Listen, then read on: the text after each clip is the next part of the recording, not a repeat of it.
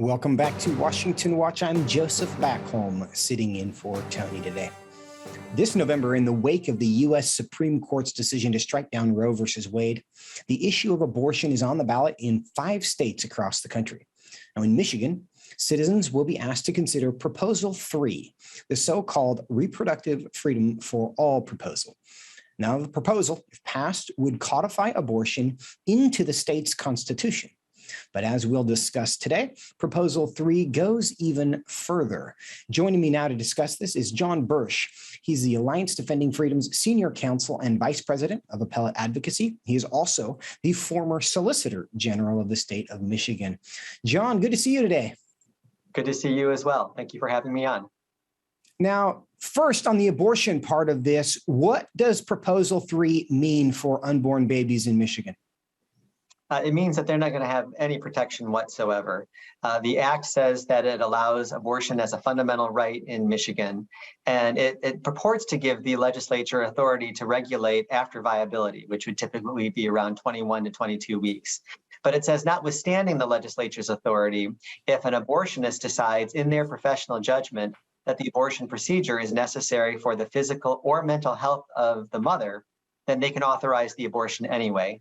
And legal experts, as well as doctors across the spectrum, recognize that a mental health exception like that essentially allows abortion on demand through 9 months of pregnancy. If a woman was in the abortionist's clinic on the due date and said, I'm really stressed and anxious about having this baby, I'm not sure if I can handle having a child right now, I'm in college or I have job responsibilities, then the abortionist could say, well, because of your mental health, you can have that abortion.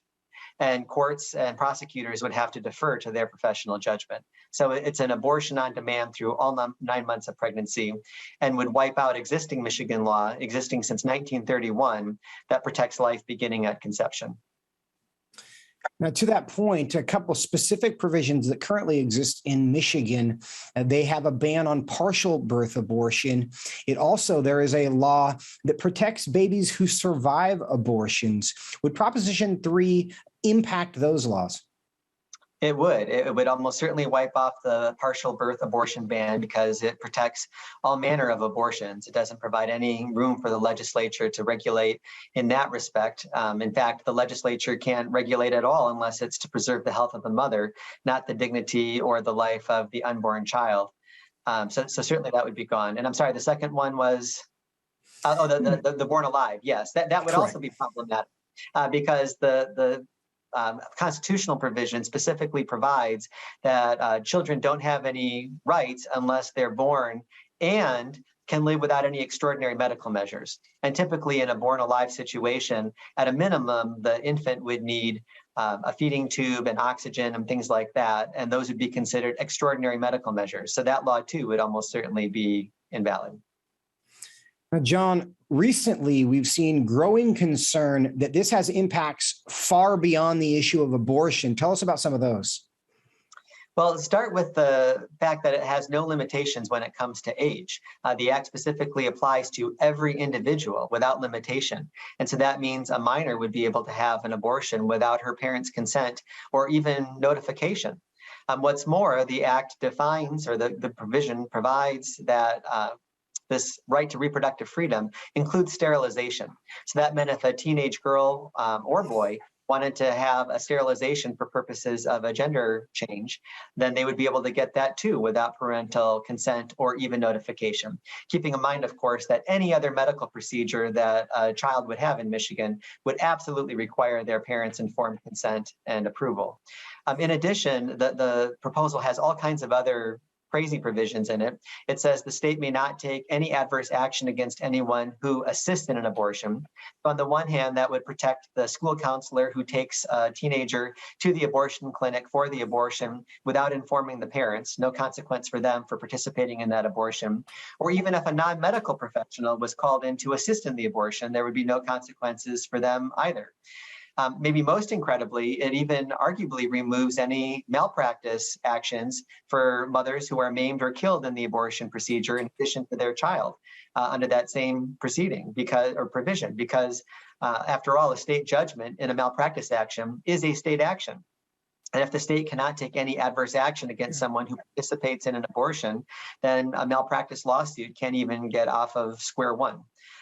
So there's more, but those are some of the ones that people are really talking about in Michigan right now. And John, there's also some conversation that this, in fact, creates a right to cross-sex hormones as well. Is that part of this? Well, certainly to the extent that cross-sex hormones are understood to sterilize, which they undoubtedly are, as a matter of medical science, that's indisputed, that would be included in that sterilization provision. And again, that means that a minor, without any parental consent or notification, would be able to access those kinds of life-altering drugs.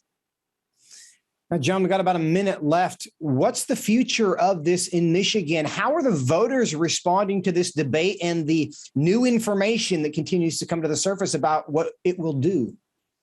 Well, the early public polls were showing that the proposal was running ahead about 2-1 in favor of the yeses. But as this information has continued to be really broadcast to the public, primarily through churches and private communication, because the mainstream media is very reluctant to publish or print any of this information. My sense is that the tide is definitely churning. Just in my conversations with lots of individual peoples and in large group settings, that as soon as people know how extreme this is, they oppose it. Even for those who support abortion rights, they recognize that this proposal, which would be the most extreme codification of abortion and sterilization rights anywhere in the world, is too extreme. And if we're going to have any sensible regulation in Michigan, it cannot be Proposal 3. And we pray that that will be defeated and that life will prevail. John Bursch, ADF, thanks so much for your time today. Thank you. Have a good day.